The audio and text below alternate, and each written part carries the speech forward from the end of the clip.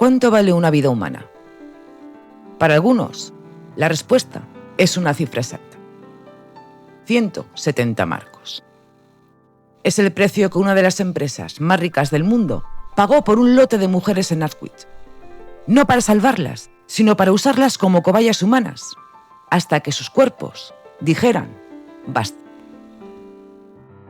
Quizás piensas que esto no va contigo, que no tienes ninguno de sus productos en casa. Pero la realidad es que la cruz de Bayer es una sombra que llega a lugares que ni te imaginas. Desde los campos donde crece lo que cenas hoy, hasta los componentes de los objetos que tocas a diario. Todos de una forma u otra estamos bajo su influencia. Y hoy vamos a raspar esa pintura blanca para descubrir que los cimientos de este imperio farmacéutico no están hechos de ciencia, sino de gas, heroína y sangre. Bienvenidos a la farmacia del diablo.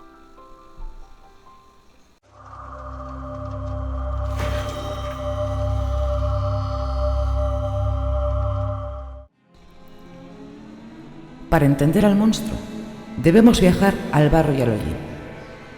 Alemania, 1863.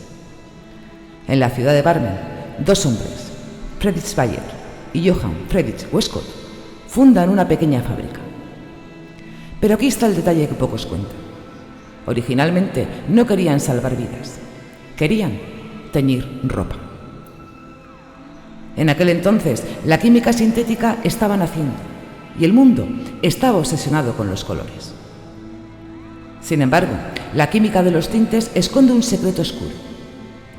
Los mismos subproductos del alquitrán de hulla que sirven para dar color a una tela tienen efectos secundarios extraños y potentes sobre el sistema nervioso humano.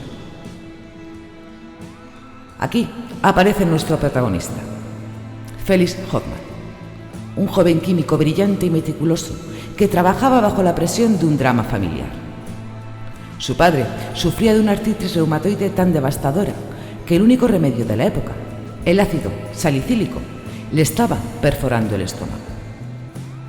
Su padre tenía que elegir o el dolor insoportable en los huesos o las úlceras sangrientas.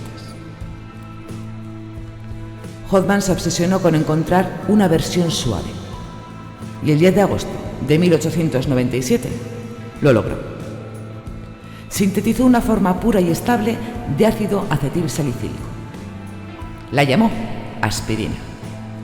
Había creado el analgésico perfecto, un hito que salvaría millones de vidas. Si la historia terminara aquí, Hoffmann sería un santo de la medicina.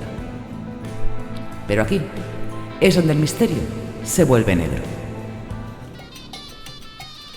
Solo 11 días después de inventar la aspirina, el 21 de agosto de 1897, Hoffmann volvió a su mesa de laboratorio. Usando exactamente el mismo proceso químico, la acetilación, experimentó con una sustancia diferente, la morfina. El resultado fue un polvo blanco, cristalino y elegante. Su jefe, Heinrich Dresser, un hombre que veía dólares donde otros veían moléculas, probó la sustancia.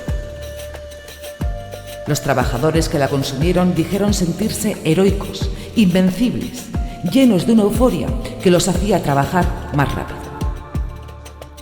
Dresser no vio un peligro, vio una marca de oro. La llamaremos heroína, sentenció. Lo que sigue fue el mayor acto de negligencia corporativa de la historia moderna. Bayer no lanzó la heroína para casos extremos. La lanzaron como un producto de consumo masivo. La vendieron como el jarabe para la tos que no engancha. Imagínate las portadas de las revistas de 1900. Dibujos de bebés felices, madres sonrientes, dándoles cucharas de heroína pura a sus hijos antes de dormir. Mientras los médicos de la época empezaban a enviar cartas desesperadas a Bayer, advirtiendo que sus pacientes estaban muriendo por dentro o mendigando por una dosis más, la empresa redobló la apuesta. Ocultaron los informes de adicción durante años.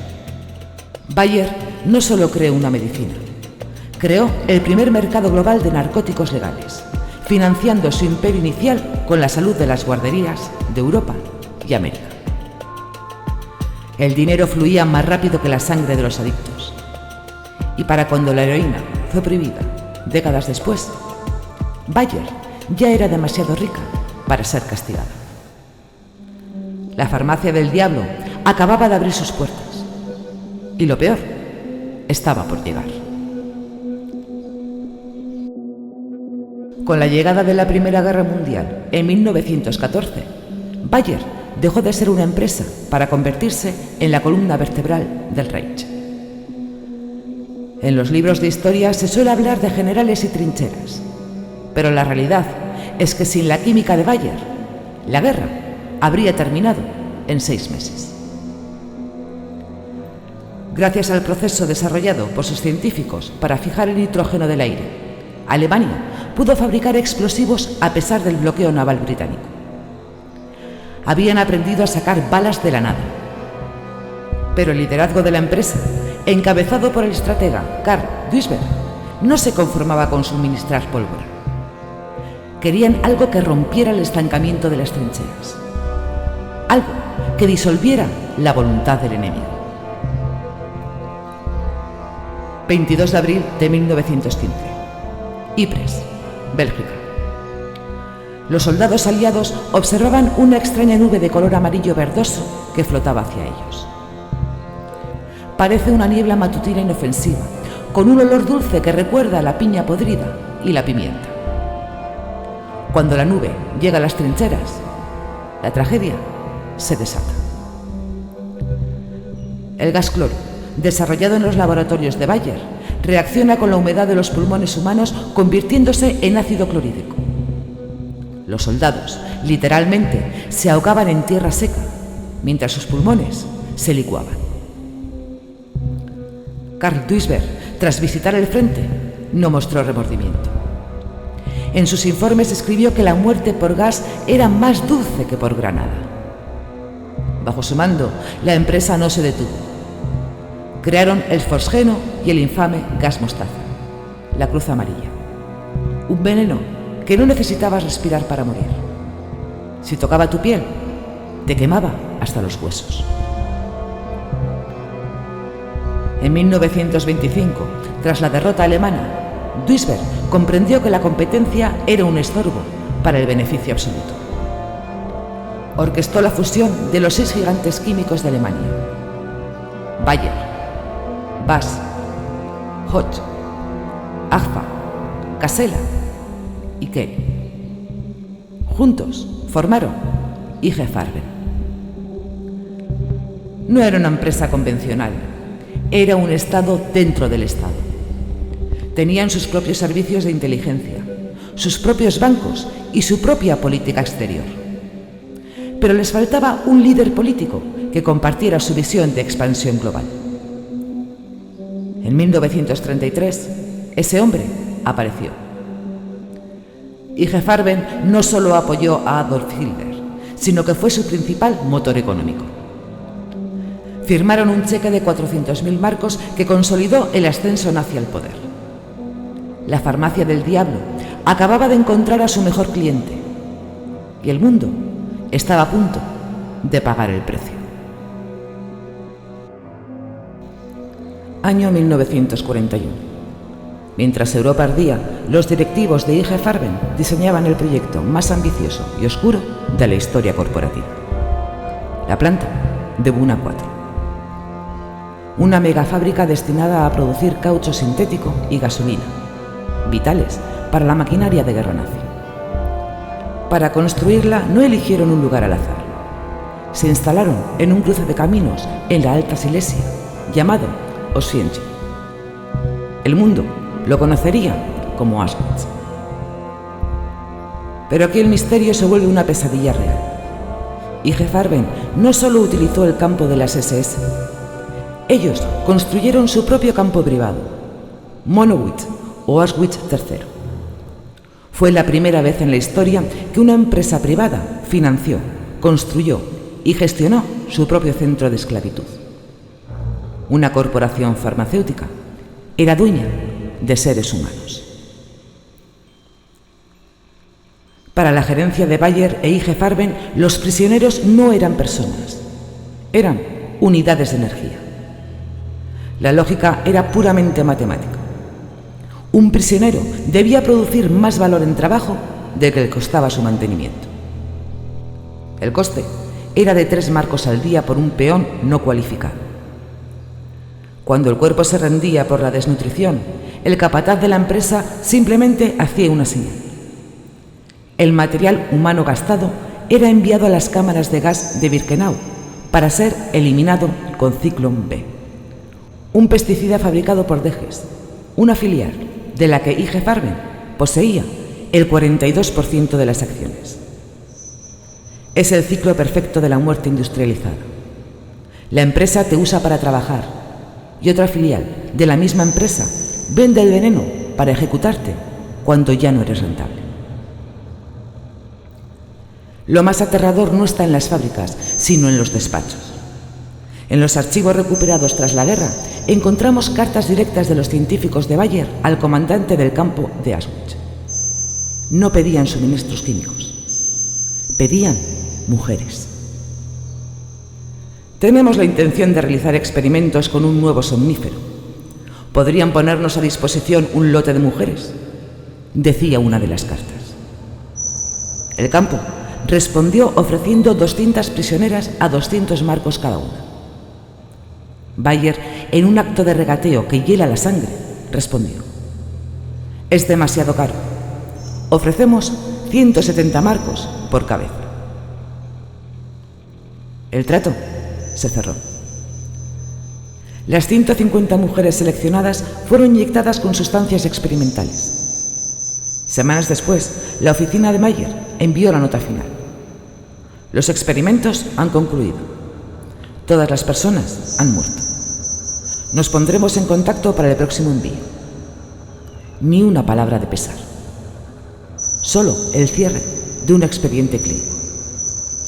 La ciencia, para una vida mejor, se había convertido en una maquinaria de exterminio por suscripción.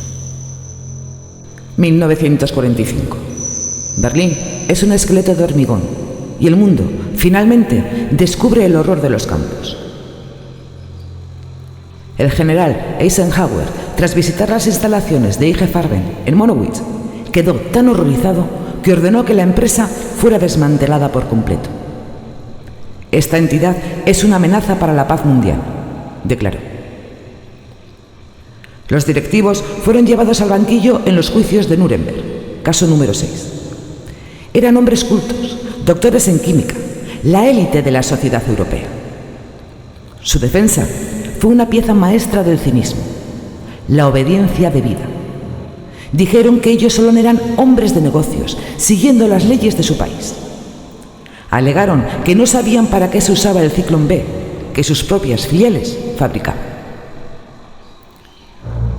Pero entonces ocurrió algo que nadie esperaba: la Guerra Fría. De repente, Estados Unidos necesitaba que Alemania Occidental fuera un muro contra el comunismo. Necesitaban su industria, sus químicos y, sobre todo, a sus ejecutivos. La justicia se arrodilló ante la conveniencia geopolítica. Fritz Termir, el hombre que supervisó personalmente la construcción del campo de esclavos en Auschwitz, fue condenado a solo 7 años de prisión por esclavitud y asesinato masivo. Salió en menos de 3. Pero lo más increíble, y lo que Bayer preferiría que borraras de Wikipedia, ocurrió en 1956. Solo una década después del Holocausto, Fritz Termir, un criminal de guerra convicto, fue nombrado presidente del Consejo de Supervisión de Bayer. No fue un caso aislado. La nueva Bayer de la posguerra se llenó de los mismos rostros que habían servido al Tercer Reich. Simplemente se quitaron el uniforme de las SS y se pusieron el traje gris de la democracia. Comenzó entonces la mayor operación de lavado de imagen de la historia. Invirtieron fortunas en publicidad para que el mundo solo recordara la aspirina y olvidara las chimeneas de Monowitz. El pasado fue enterrado bajo una montaña de beneficios, pero el ADN de la empresa seguía intacto. Saltamos a la década de los 80. Bayer ya es una potencia global intocable. En sus laboratorios de élite producen el factor 8, un concentrado de proteínas que permite a los niños hemofílicos llevar una vida normal. En los círculos financieros lo llamaban oro líquido. Pero para maximizar el margen de beneficio, Bayer cometió un error letal. Obtenían el plasma de donantes de alto riesgo. Iban a buscar sangre a prisiones, centros de rehabilitación y barrios marginales del tercer mundo, donde pagaban unos pocos dólares a gente desesperada. En 1983, el fantasma del VIH apareció en escena. Los informes científicos eran claros. El factor 8 de Bayer estaba transmitiendo el SIDA. Miles de niños que confiaban en la cruz de la farmacia estaban dando positivo en las pruebas. Bayer desarrolló rápidamente un proceso de calor para eliminar el virus del plasma. Lanzaron el producto seguro en Estados Unidos y Europa. Pero tenían un problema contable. Les quedaban millones de dólares en inventario del producto viejo, el que sabían con certeza absoluta que estaba contaminado con el virus del SIDA. ¿Qué harías tú? ¿Lo destruirías? Bayer no. En un acto que solo puede describirse como depravación corporativa, decidieron exportar el veneno. Conscientes de que enviaban una sentencia de muerte, vendieron el factor 8 contaminado en Argentina, México, Malasia, Taiwán y Hong Kong. Engañaron a los ministerios de salud y a los médicos locales, asegurando que era el mismo producto que se usaba en Occidente. Prefirieron que miles de niños en países en desarrollo desarrollaran el SIDA antes que asumir una pérdida en su balance anual. Cuando el escándalo estalló años después, Bayer no pidió perdón. Usó su inmenso poder financiero para pagar acuerdos confidenciales y comprar el silencio de las familias que habían perdido a sus hijos. Para la farmacia del diablo, la vida humana siempre ha tenido un precio y suele ser más bajo que sus acciones en bolsa. Año 2018. El mundo financiero se sacude con una noticia que muchos calificaron como el matrimonio del infierno. Bayer, el gigante de la salud, anuncia la compra de Monsanto por la astronómica cifra de 63.000 millones de dólares. En los telediarios se vendió como una unión estratégica para el futuro de la alimentación. Pero para quienes conocen la historia, fue algo mucho más oscuro. Fue la fusión de los dos mayores jinetes del apocalipsis químico. Por un lado, Bayer, los creadores del gas cloro y el ciclón B. Por el otro, Monsanto, los arquitectos del agente naranja, el defoliante químico que devastó las selvas de Vietnam y dejó un rastro de malformaciones genéticas y cáncer que 50 años después siguen haciendo en los hospitales de ese país. Al comprar Monsanto, Bayer no solo adquirió semillas, adquirió el odio del mundo y un producto llamado glifosato, comercializado bajo la marca Roundup.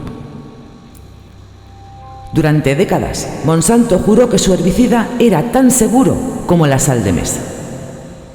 Pero la verdad estaba enterrada en los llamados Monsanto Papers, miles de documentos internos filtrados que revelaron una realidad aterradora. La empresa sabía que su producto era probablemente cancerígeno y, en lugar de alertar, orquestó campañas de desprestigio contra científicos independientes. ¿Qué hizo Bayer al heredar este desastre? Aplicó la misma estrategia que usó con los hemofílicos en los 80. Negar, litigar y esperar. Actualmente, la empresa enfrenta más de 125.000 demandas de jardineros, agricultores y gente común que desarrolló linfoma no Hodgkin tras usar sus productos. Han tenido que reservar más de 10.000 millones de dólares solo para pagar acuerdos extrajudiciales. Pero aquí está el verdadero misterio. A pesar de las multas y los juicios, el producto sigue en las estanterías de los supermercados de medio mundo.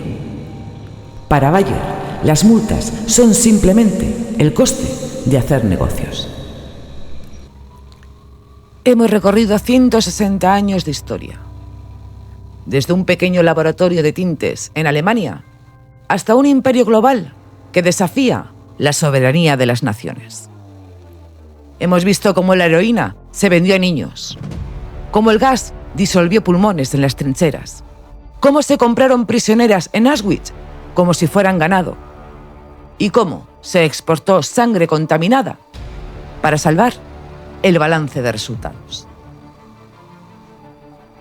Llegados a este punto, la pregunta no es si Bayer tiene moral. Las corporaciones no tienen alma, tienen algoritmos de beneficio. La verdadera pregunta es, ¿por qué se lo permitimos? La respuesta es tan cínica como efectiva. Bayer se ha vuelto indispensable.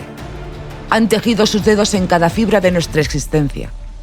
Si mañana Bayer desapareciera de golpe, colapsaría la agricultura mundial. Se detendrían los tratamientos contra el cáncer y escasearían los suministros hospitalarios básicos en cuestión de horas. Nos han convertido en sus rehenes. Han logrado que su supervivencia sea, literalmente, nuestra supervivencia. Esa cruz que ves en la caja de aspirinas no es solo un logo de farmacia. Es una marca de propiedad sobre un sistema donde el progreso científico ha sido financiado por el sufrimiento sistemático. Es el recordatorio de que vivimos en un mundo donde el beneficio de unos pocos vale más que la vida de millones de personas. La próxima vez que cierres tu botiquín y vuelvas a tu rutina, probablemente te cruces con esa cruz de nuevo. En un anuncio, en una receta médica, en un campo de cultivo. Ya no la verás igual. Ahora sabes que detrás de ese alivio de 500 miligramos hay un rastro de pólvora, gas y sangre que el tiempo no ha podido borrar.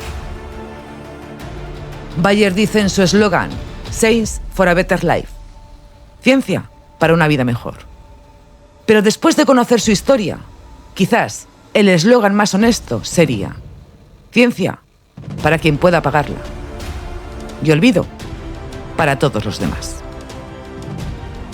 La farmacia del diablo sigue abierta y lamentablemente todos somos sus clientes.